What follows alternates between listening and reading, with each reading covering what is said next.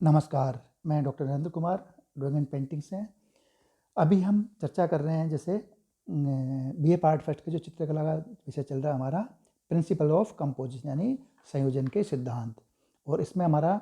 संयोजन के सिद्धांत में चौथा टॉपिक चल रहा है प्रभाविता। तो इससे पूर्व जैसे इसके पूर्व के व्याख्यान में हमने चर्चा करी कि प्रभाविता क्या है, एक कंपोजिशन में प्रभाविता का क्या उद्देश्य है, क्या किस तरह उसके पहले जो क्या परिभाषा रही है उसके बारे में हम चर्चा कर चुके। और उसके बाद में प्रभाविता के उद्देश्यों के बारे में मैंने बताया कि जैसे इसके प्रभाविता के कौन कौन से उद्देश्य होना चाहिए, वो 3 उद्देश्यों के बारे में इसके पूर्व वाले में हम चर्चा कर चुके। अब हम जैसे चर्चा करेंगे प्रभाविता, तो प्रभाविता की क्या सृजन विधि है, मतलब किस तरह इसका उपयोग किया जाना है, किस तरह से क्रिएटिव इसका सृजनात्मक कार्य किया जाना है, उसकी टेक्निक क्या है, विधि क्या है। तो जो चित्र है या जो कंपोजिशन है, तो चित्र में अनेक विधियों के प्रयोग से प्रभाविता को उत्पन्न किया जा सकता है। कौन कौन सी विधियों से, कि जैसे हम एक चित्र के अंदर प्रभाविता डाल सकते हैं जो उसको चित्र को प्रभावपूर्ण बना सकें। तो पहला है इसके अंदर जैसे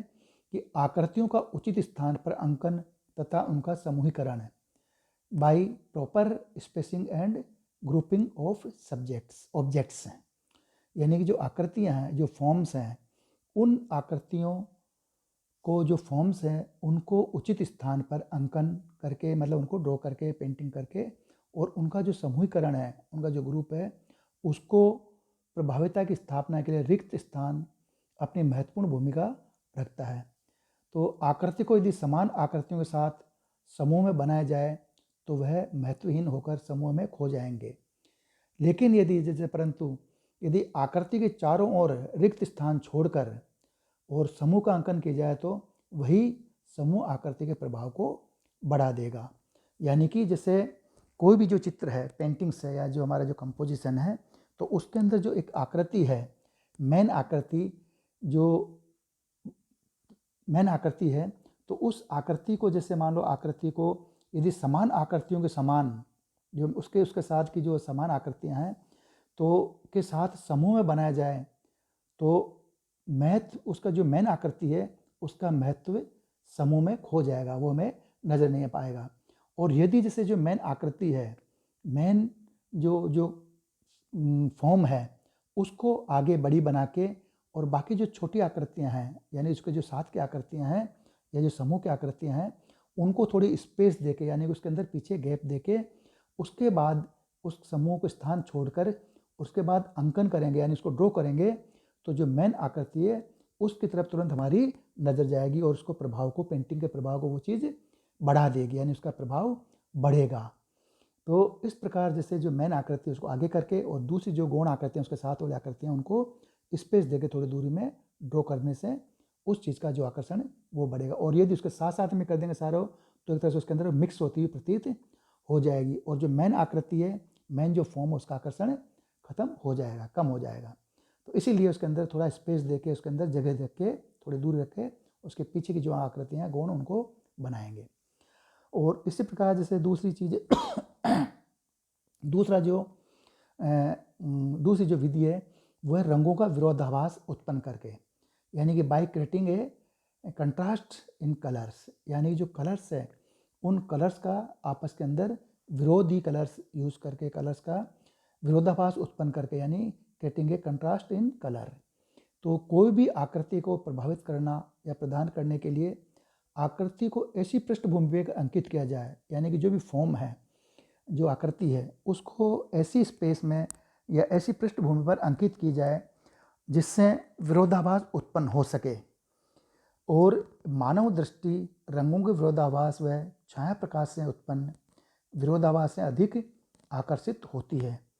और इसके लिए जो पुनरावृत्ति, रिपीटेशन, अनुक्रम, ग्रेडेशन, प्रमुख प्रकार की या प्रमुख रूपाकार की विशालता, वर्णमान और सघनता की उच्चता आदि महत्वपूर्ण बातों का ध्यान रखा जाता है। और यह प्रयोग या यह जो टेक्निक्स है हमारे जो भारतीय लघु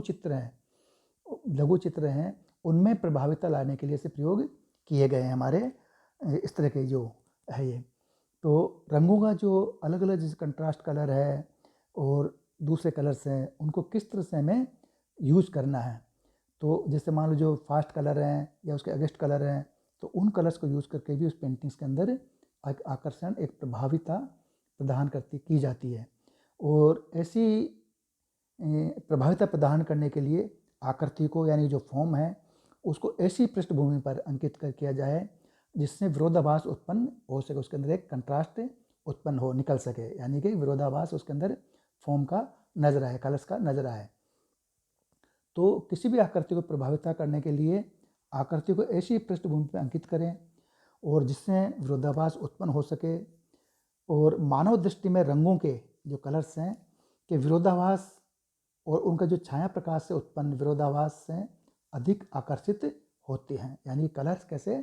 तो इसी प्रकार जो हमारे लघु चित्र हैं भारतीय परंपराओं के अंदर, मान लो लाल कलर का उपयोग किया गया है, कहीं कहीं पृष्ठभूमि में लाल कलर है, नीला कलर है, और आकृतियाँ उसके अनुरूप छोटी है, तो उसके जो उनके जो फास्ट कलर है या जो उनके जो कंट्रास्ट कलर है, वो हमें उन चित्रों को प्रभावित करती है और आकर्षित उत्पन्न करती है अधिक। जैसे तो जो विरोधाभास छाया प्रकाश से उत्पन्न विरोधाभास से अधिक आकर्षित होती है। और इसके लिए जैसे पुनरावर्ती रिपीटेशन भी है, अनुक्रम ग्रेडेशन, प्रमुख रूपाकार की विशालता है, वर्णमान है, सघनता की उच्चता आदि महत्वपूर्ण बातों का ध्यान रखा जाता है, जो कि भारतीय लघु चित्रों में प्रभावितता लाने के लिए इस तरह के प्रयोग किए गए हैं हमारे यहाँ पे। अब जैसे दूसरा है इसका, जैसे तीसरा जो प्रभाविता की तीसरी विधि है प्रभाविता उत्पन्न करने के लिए चित्र में, पेंटिंग में, वह है सज्जा का प्रयोग, यानी कि जो डिजाइन्स है उसको सजावटी रूप किस तरह से दिया जाता है एक पेंटिंग में। टू अप्लाई डेकोरेशन, यानी कि साधारण रिक्त स्थान, यानी जो ब्लैंक स्पेस है, जो पीछे की जगह है या पेंटिंग है, जो फॉर्म है, तो उसके अंदर जो साधारण रिक्त स्थान है, ब्लैंक स्पेस की अपेक्षा अलंकरण युक्त स्थान अधिक चाक्षुष भार, यानी जो हमारे विजुअल वेट है, हमारी जो आंखों को जो बैलेंस नजर आता है, वो चाक्षुष भार महत्व रखता है, अतः उसका आकर्षण भी अधिक होता है और मुख्य आकृति को अलंकृत करने से उसे प्रभाविता प्राप्त होती है। यानी कि जो तीसरा है इसका है कि सज्जा का प्रयोग, यानी कि जो भी जो फॉर्म बना रहे हैं हम, जो पेंटिंग के अंदर जो हमारी फॉर्म है और जो मुख्य फॉर्म है,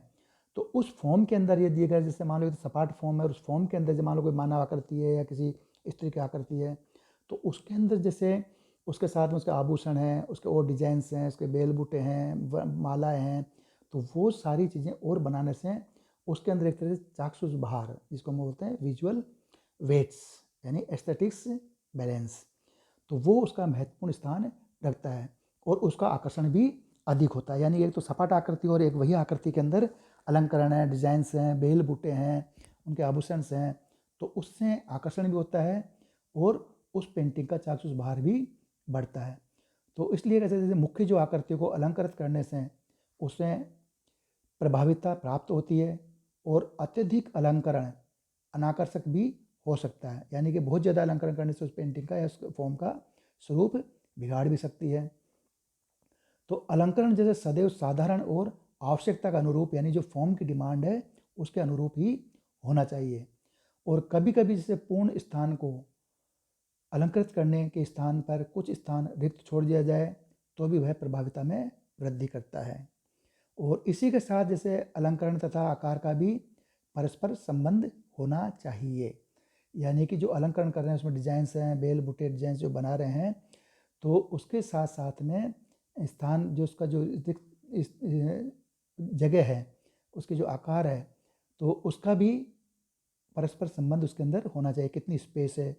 तो जैसे अजंता में चित्रित नारी आकृतियाँ इसका सर्वश्रेष्ठ उदाहरण कही जा सकती है। तो इस प्रकार जैसे मैं जो तीसरा इसका जो सृजनात्मक है, तीसरी जो क्रिएटिविटी है प्रभाविता बढ़ाने की, वो है सज्जा का प्रयोग। तो हमारी जो भी कोई फॉर्म है उस फॉर्म के अंदर वो अलंकरण बना के, बेल बूटे बना के, डिजाइन्स बना के उसको आकर्षक और प्रभावितापूर्ण बनाया जा सकता है। और इसका सर्वश्रेष्ठ जो उदाहरण बने हुए हमारे प्राचीन भारतीय जो कला में अजंता के अंदर जो नारी चित्रण है, ये इसके सर्वश्रेष्ठ उदाहरण कहे जा सकते हैं। और चौथी जो है जैसे वो है चौथा रूप है, जो चौथे के जो टेक्निक है क्रिएटिविटी के अंदर प्रभाविता बढ़ाने की, वो है आकृतियों में पीछे पर्याप्त खाली स्थान छोड़ना। यानी कि जो स्पेस है, जो आकृति जो फॉर्म है, मेन जो फॉर्म है, ये जो फिगर है, चाहे नारी है, पुरुष है, स्त्री, जो भी फॉर्म है उसका जो आकृति है, तो आकृतियों के जो पीछे वाली जो स्पेस है तो वो उसके आकृतियों के पीछे पर्याप्त खाली स्थान छोड़ना, यानी कि जो मेन जो हमारी आकृति है, ये नहीं कि जैसे वो आकृति जो हमारी जो फॉर्म है उसको भी अलंकृत कर दिया और उसके पीछे वाले पोर्शन को भी अलंकृत कर दिया, तो उससे क्या होगा, उसका जो प्रभाव है वो खत्म हो जाएगा। अगर जो मेन पेंटिंग है, जो मेन फॉर्म है, उसको आकर्षण बनाने के लिए अलंकरण भी कर दिया, बेल बूटे बनाने सज्जा भी कर दिया, लेकिन पीछे की स्पेस को उसके लिए हमें खाली छोड़ना पड़ेगा, to leave blank space behind the form. यानी कि चित्र में एक समय में दर्शक बहुत सी आकृतियों को नहीं देख सकता, इसलिए चित्रण में उतनी आकृतियों की संख्या होनी चाहिए जितनी आवश्यकता है। अतः आकृतियों की संख्या कम तथा इनके पीछे पर्याप्त खाली स्थान छोड़ा जाए तो उन्हें स्वतः ही प्रभाविता प्राप्त हो जाती है। और भारतीय चित्रकला में, मूर्तिकला में महापुरुषों की मुखाकृति के पीछे ओज मंडल का सृजन कर उन्हें प्रभाविता करने की परंपरा सदैव से ही रही है। यानी कि जो मैंने बताया अभी कि आकृतियों के पीछे जो पर्याप्त स्थान, खाली स्थान छोड़कर भी हम एक कोई भी फॉर्म है उसको प्रभावितापूर्ण या प्रभावतापूर्ण बना सकते हैं। अगर यार उसकी जो पीछे की स्पेस है, उस स्पेस को भी भर देंगे तो उस जो आकृति है या जो फॉर्म है उसका आकर्षण कम हो जाएगा और हमारी जो आंखें, नज़र, एस्थेटिक सेंस है, नज़रिया है, वो डिवाइड हो जाएगा और उस फॉर्म में आकर्षण नहीं रहेगा। और यदि जो फॉर्म है उसको आकर्षित बना दिया, अलंकरण कर दिया और उसके पीछे हम खाली जगह छोड़ देंगे, स्पेस खाली छोड़ देंगे, तो उस फॉर्म का, उसका आकर्षण बहुत बढ़ जाएगा और वो आकृति सुंदर लगेगी। और इसी प्रकार जैसे अगली जो फॉर्म, अगला जो क्रिएटिविटी है, यानी कि प्रभाविता बढ़ाने के लिए अगली जो टेक्निक है वो है रेखाओं, आकारों तथा आकृतियों का विरोधाभास उत्पन्न करना। यानी कि जो फॉर्म है उस फॉर्म के अंदर जो रेखाएं हैं, आकार है तथा आकृतियों का विरोधाभास उत्पन्न करके भी एक नई क्रिएटिविटी कर सकते हैं, to create contrast of lines, forms and figures. इसके बारे में हम चर्चा करेंगे अगले वाले व्याख्यान में। धन्यवाद।